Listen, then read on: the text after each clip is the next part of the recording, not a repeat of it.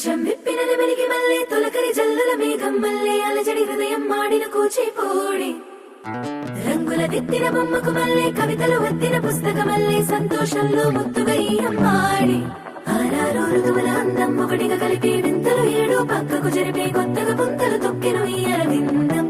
అమ్మమ్మో తాండవమాడే కృష్ణుడి నుండి వేణువ గానం తీయగ పండి రాధకు ప్రాణం ఉప్పొంగే ఆనందం